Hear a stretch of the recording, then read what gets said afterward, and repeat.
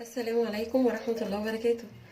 ان شاء الله هنعمل البلح بالحامض وهحط عليه زبيب.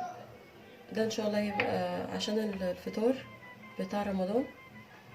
مشروب كده حلو. دلوقتي هقطع الحامض او الليمونة دي.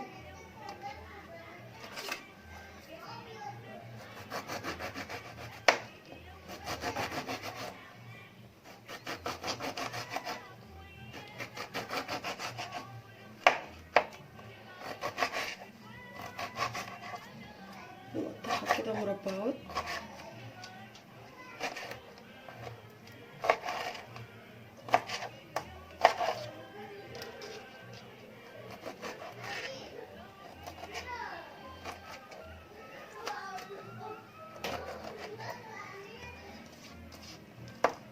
نجيب الخلاط كده. حطيت الليمونه او الحامض بتاعي. انا هنا البلح نقعه في ميه، فهاخد الميه بتاعت البلح احطيها كده فيها واضربه بيها في الخلاط. نضربه في الخلاط. بسم الله.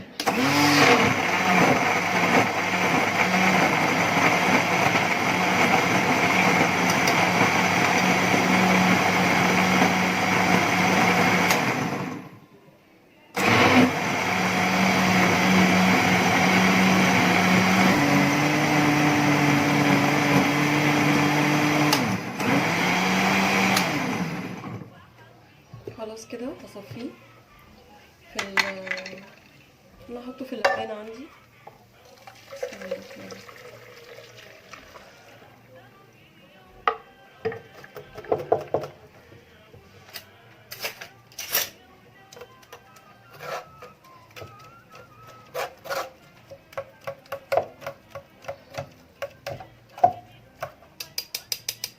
كده انا صفيته.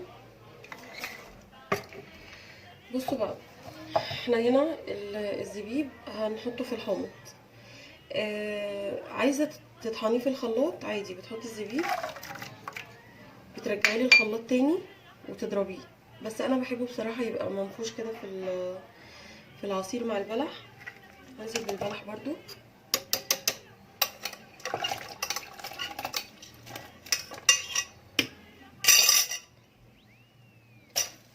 كده. انا اهو ممكن تضربيه كله البلح مع الزبيب مع كله، بس بصراحه انا لجأت ان انا اضيف الزبيب. هو فيه فوائد كتير جدا ليه. بيعالج فقر الدم، بيعزز المناعه جدا بالاخص في الشتاء والتقريب، يعني بيعزز المناعه، بيقاوم اي فيروسات وجراثيم.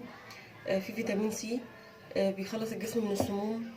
للاطفال بيقوي الذاكره والفهم عند الاطفال جدا. دي الدكتوره بتاعه ابني اللي قايله لي عليها.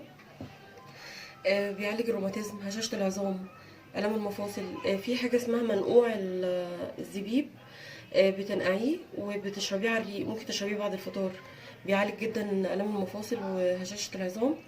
وبالنسبه للدوره الشهريه اللي عند الستات كلها، لما بتنزل كتير هو بيقلل اللي هي تبقى غزيره دم الدوره الشهريه. فاتح للشهيه، بيعالج النقرس، القولون، الحصوات بتاعه المراره والكلى، الرئه، الصداع، الاسهال. بيدي طاقه ونشاط حلو قوي للجسم. في احماض بتمنع التسوس، لما بيتاكل بتمنع تسوس الاسنان. في احماض مضاده للاكسده للعيون. ليه حاجات كتير انا سمعتها بصراحه وما كنتش مصدقه. يعني بيدي، يعني ليه حاجات كتير، يعني بصراحه يعني يناسبنا في كل الاحوال، اطفال كبار بيناسب. فيا ريت تداوموا على الزبيب. انا بصراحه الفوائد دي ما كنتش اعرف الفوائد دي كلها غير من الدكتوره بتاعه ابني لما قالت لي. جميل جدا اطفال وكبار. بس زي ما قلت لكم بقى، بنرجع للعصير بتاعنا. كده ممكن زي ما قلت لك تضربيه، ممكن تسيبيه. انا بصراحه انا بحب احطه كده في الكوبايات وناكله بالمعلقه ونشربه. انا ما بضيفش السكر دلوقتي لان البلح مسكر، وبرده الزبيب فيه نسبه سكر. فممكن لو هتحطي بتحطي معلقتين بس مؤقتا يعني. انا ما بكترش عن معلقتين بس، بسيبه بنقعه بقى لحد ان شاء الله ايه ما نفطر بيه.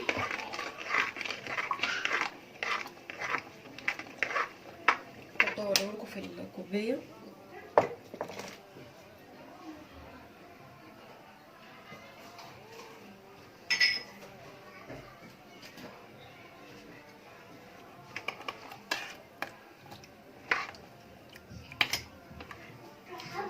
بصوا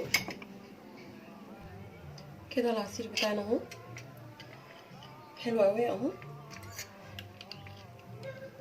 انا حبيت اوريهولكم طبعا مفيد جدا. اتمنى من قلبي ان الوصفه تكون عجبتكم. كنت مبسوطه جدا جدا ان انا كنت معاكم. كانت معاكم سمسمه من المطبخ المصري، والسلام عليكم ورحمه الله وبركاته.